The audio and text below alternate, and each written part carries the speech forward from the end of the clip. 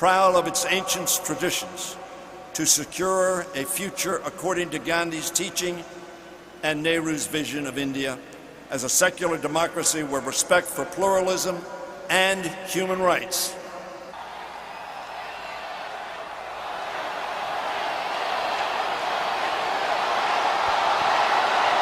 Ladies and gentlemen, now a few words from the House Majority Leader, the Democratic Congressman from Maryland, Mr. Steny Hoyer.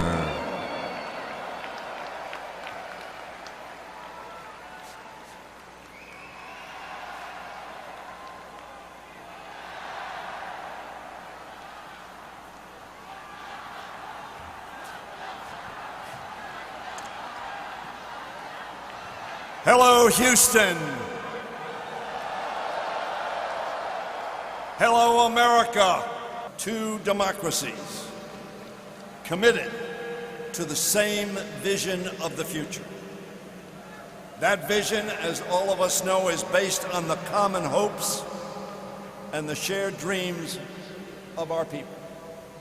Our constitutions begin with the same three words: we, the people.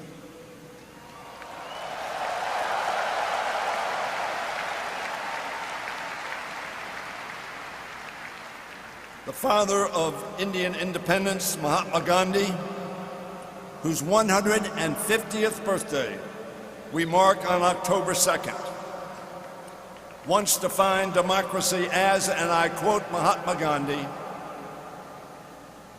something that gives the weak the same chance as the strong.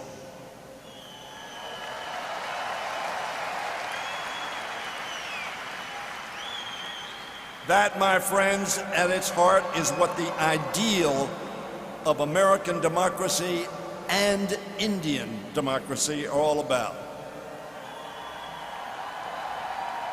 An equal opportunity to dream and work hard to make that dream come true. I'm proud, as all of you are, that the U.S.-India relationship has remained bipartisan, with both Democrats and Republicans working to bring the two nations closer in pursuit of that goal and our common principles. In recent decades, President Clinton had the vision to forge a new path for U.S.-India relations.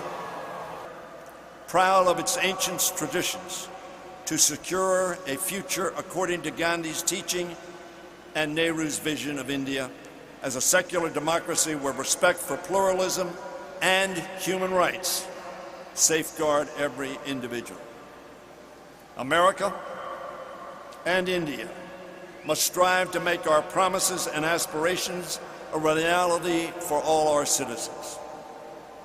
On the eve of independence, Nehru praised Gandhi's mission to, and I quote, a quote that all of you surely know, wipe every tear from their eye.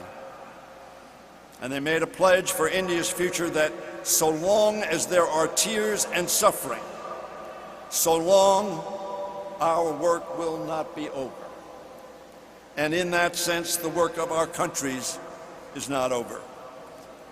As he took his oath for office for the final time, Abraham Lincoln called for malice towards none and charity for all.